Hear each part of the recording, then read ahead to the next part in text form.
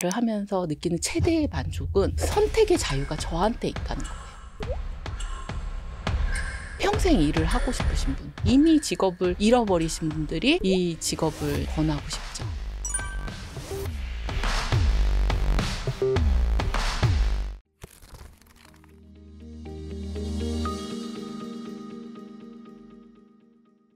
이런 질문이 지금 2025년 말쯤에 맞는지는 모르겠습니다만 한 번 더 던져볼게요. 그러니까 비트코인은 과연 이제 믿을만한가? 그 알고리즘에 대해서 어느 정도 검증은 됐다고는 합니다만 제가 여쭙는 차원은 이겁니다. 과연 비트코인이 금과 같은 안전자산인가? 혹은 투기성 짙은 위험자산인가를 봐야 하는데 안전자산이라고 봤는데 뭐 나스닥이나 증시 떨어질 때 같이 떨어지기도 하고 근데 또 어떨 때는 이것도 보완하기도 해요. 이분법적으로 보면 좀 한계는 있겠습니다만 교수님은 어떻게 생각하세요? 안전자산이라는 게 우리가 통속적으로 쓰는 의미가 있고요. 또 포트폴리오 이론에서 쓰는 논리가 있습니다. 그래서 먼저 통속적으로 안전자산, 그야말로 안전하게 심리적으로도 붙잡아주고 안전한 다는 느낌을 주는 자산으로서 비트코인은 아직 멀었죠. 금은 뭐 역사가 너무 오래됐고 지금은 아니지만 옛날에는 이제 불과 몇 년 전만 해도 엔화가 안전자산의 중요한 축이었거든요. 그건 통속적으로 기자들이나 일반인들이 쓰는 안전자산이라는 개념이고요. 포트폴리오 이론에서 안전자산은 좀 다른 개념입니다. 그 다른 개념에서는 비트코인 안전자산이죠. 포트폴리오 이론에서 안전자산은 어떤 개념이냐면 위험에는 두 가지 종류가 있다라고 보고 있어요. 비체계적인 위험과 체계적인 위험.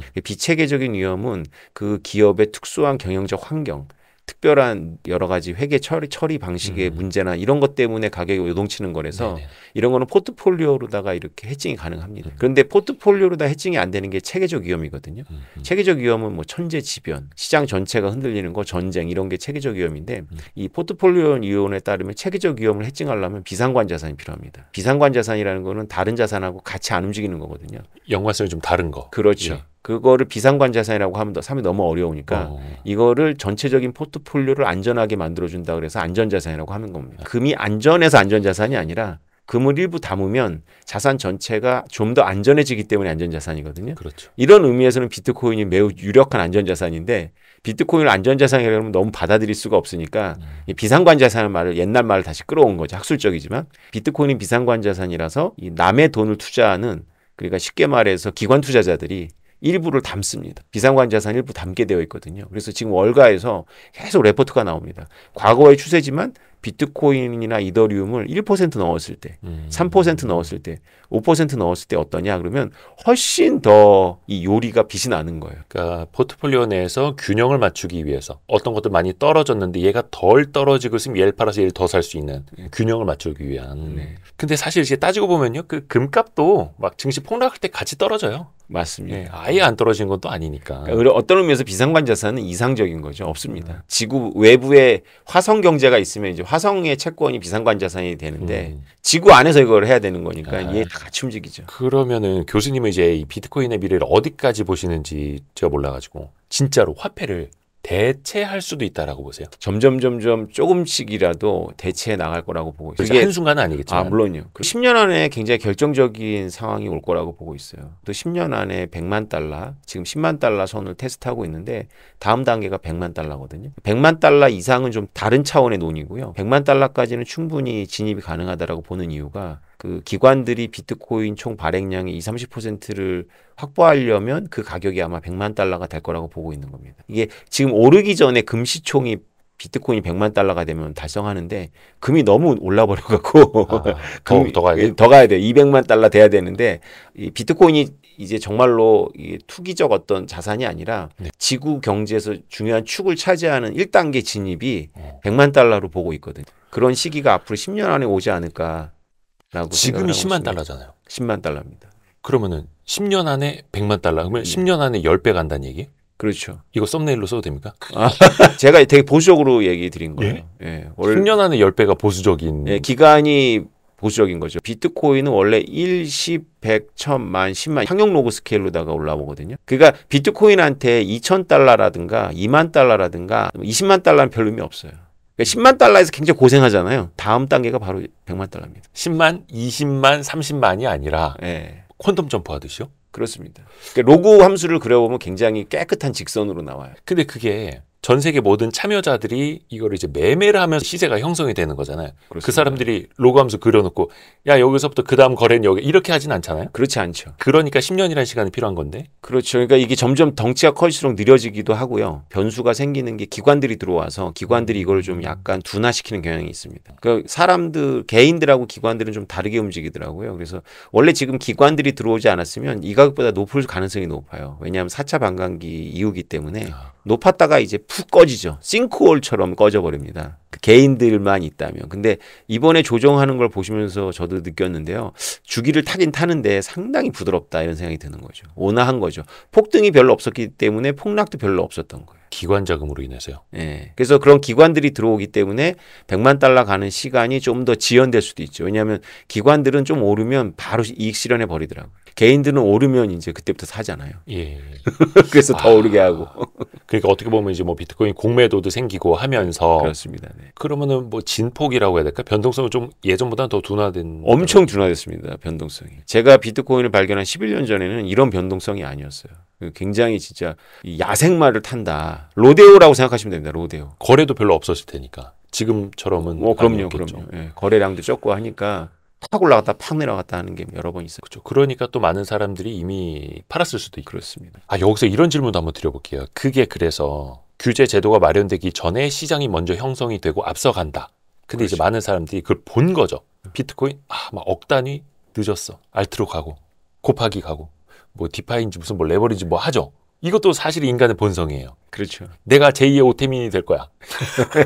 무슨 코인 이게 제2의 비트코인이 될 거야. 이런 얘기 많지 않습니까? 그렇죠. 제2, 제3의 비트코인. 이거 네. 어디까지 믿어야 돼요? 글쎄요. 비트코인을 뭐 흉내내는 여러 가지 프로젝트들은 있죠. 근데 비트코인의 위상을 도전하기는 쉽지 않을 거고요. 그렇다고 해서 다른 알트가 비트맥시들의 세계관처럼 모두 사기다. 그럼 편하죠. 이거는 진짜고 나머지는 다 사기야. 그러는 세계관을 갖고 살면 되게 편합니다. 근데 그런 세계관을 가진 분들이 비트코인을 놓친 거예요. 사실 비트코인만 성공한 거죠. 비트코인 같은 거를 멀리하라라는 격언은 맞아요. 쉽게 돈 벌고 뭐 사람들이 인정 안 해주는 거고 이런 것들을 쭉 목록을 나열하면 비트코인 투자 안 하는 게 맞습니다. 근데 그렇게 해갖고 투자를 안 해서 자기를 보호했지만 딱 놓친 게 비트코인인 거죠. 이 말이 좀 어려운데 다른 알트들도 마찬가지예요. 우리가 일반 연역적으로 접근하면 안 하는 게 맞지만 그렇다고 해서 모든 알트가 다 사기냐? 그건 절대 아니죠. 근데 현재까지로는 비트코인을 넘어서는 알트는 없다라는 거고. 아직은 없는데요. 이더리움에 대해서 지금 세계관이 바뀌고 있는 거죠. 여러 그 징후가 있어요. 그러니까 이게 뭔가 기술 기반은 좀 다르다는 것 정도로만 저는 이제 어깨너머로 들어서만 알고 있고 한데 왜 그 이더리움은 완벽하지 않다. 얼마 전에 뭐 해킹 사고도 있었다면서요. 그렇죠. 또 사고가 났어요. 그래서 이 진폭도 원체 컸었는데 이제는 그 신뢰에 대한 또 문제가 또 생겨나고 있다면서요. 뭐 문제가 늘 있습니다. 이더리움은. 그러니까 이게 기계적으로 보면 비트코인은 되게 투박하고 관절이 적어요. 근데 이더리움은 되게 정교하고 관절이 많습니다. 그러니까 사고가 많이 나요. 기계로 따지면. 네, 처음부터 사고가 났어요. 태생부터 나오자마자 더 다오 사건이라 그래가지고 사고가 나갖고 했고 최근에도 또 이제 이더리움 자체는 아니지만 디파이 프로그램이 또 스마트 컨트롤에게 뚫려갖고 또 이제 문제가 되고 있는 건데요. 그럼에도 불구하고 이거를 그냥 이거는 사고만 내는 문제아들이라고 덮을 수가 없는 게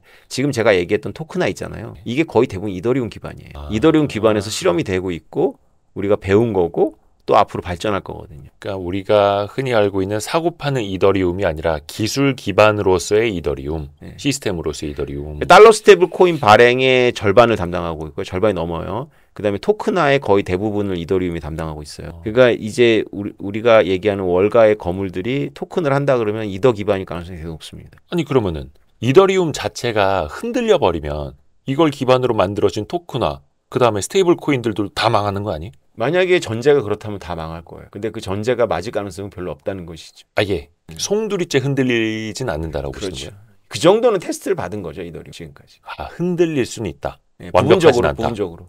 근데 무너지진 않는다. 이더리움 본체가 흔들린 적은 없어요. 이더리움도. 이더리움에서 지역적인 프로그램들이 이제 흔들렸던 거고요. 해킹을 당했던 거고. 요렇게 한번 또 질문을 드리고 싶은데 그럼 지금처럼 이더리움에 대한 신뢰 문제가 생기고 막 가격이 폭락할 때가 기회입니까? 너무 얄팍한 질문이었습니다. 좋은 지적인데요. 네. 괜찮을 것 같아요. 이더리움이 그래도 600만 원 찍었다 지금 500만 원 초입이거든요. 지금 바닥을 보여준 게 아닌가 싶어요. 그러면 제가 질문 드려놓고 이렇게 적었습니다. 이더리움을 사라. 여러분 이거는 각자 여러분의 이제 판단으로 하셔야 됩니다. 포트폴리오에서 비트코인이 되게 안전하고요. 이게 비트코인 바깥의 세계에서는 비트코인이 안전해 보이지 않는데 이 세계에서는 비트코인이 가장 안전하고요. 비트코인만 담으면 좀 지루하거든요. 오래 기다려야 되고. 요거보다 좀 빨리 갈 수 없을까 하면 이더리움을 담는 거예요. 그러다 저 도지까지 가는 거 아닙니까? 그러니까 그 도지 같은 유들은 조금만 노출하면 되죠. 포트폴리오 측면에서. 그러니까 10% 미만으로만 조금씩 담는 거죠. 그러니까 핵심은 비트코인이고 무조건 절반 이상. 아니 요거 하나 또 여쭤볼게요. 그 10월 초에 코인이 엄청난 그 청산 사태 있었잖아요. 그러니까 시장이 커질수록 레버리지도 커지게 되고 작은 변동에도 막 대규모 청산이 돼버리는데 이건 어쩔 수 없는 역사입니까? 아니 그거는 투자자들이 그런 걸 원해서 그런 거예요. 그러니까 10배로 자기가 10만 달러 갖고 있는데 100만 달러어치 투자를 하려니까 10% 위험에 청산 당해버리는 거죠. 물론 이제 코인 투자자라고 다 그렇게 하는 건 아니겠지만 그래도 쉽다면서요. 그렇죠. 그럼 권장하기도 하고. 누가 권장을 해요? 거래소나 이런 데서 막 유혹을 하죠. 자기네 막 수수료 생기니까 이자 수익 생기니까. 그리고 사람들이 지금 조급해요. 왜냐하면 비트코인이 너무 올라버려갖고 자기가 1,000만 원 가지고 비트코인 하나를 못 사잖아요. 그렇죠. 근데 이거를 몇 회전으로 하면 하나 사거든요. 그 대신 이제 5%나 10%의 변동성이 노출돼 버리는 거예요. 그럼 청산. 자기 돈부터 날아가고 뭐 빚을 더 갚아야 될 수도 있어요. 그렇게 만들질 않죠. 그냥 청산을 해버리는 거죠. 그러니까 깔끔하게 없어지는 거죠. 이게 항상 우리가 과거를 생각하면은 늘 그때 살 걸. 압구정이 논밭이었을 살 걸. 비트코인도 마찬가지예요. 근데 이제 현재를 생각해보면 판단이 잘 안 서죠. 그렇죠. 늘 그렇습니다. 그리고 또 지나가 보면 조급해지고. 그럼에도 불구하고 비트코인 좋은 자산이에요. 왜냐하면 비트코인은 뭐 다음 달에 오른다, 다다음 달에 오른다, 뭐 폭락하지 않는다라고 제가 장담 못하지만 장기적인 추세로는 좋습니다. 왜냐하면 비트코인에 대한 그런 공부를 제가 11년 해오고 있는데 지금 비트코인을 담는 사람들의 제 주변도 그렇고 그 뭐라 그럴까요? 부류가 바뀌고 있어요. 부류. 옛날에 나이 많으신 분들이 쳐다도 안 봤거든요. 아, 자산가들이 이제 나이 많은 분들이 쳐다보고 그다음에 검은 양복이나 초록색 계열 양복을 아직도 입는 직업군들이 쳐다 안 봤는데 그분들이 요새 저를 열심히 부르세요. 이제 교수님이 만나는 사람들이 달라진 거죠. 그렇지.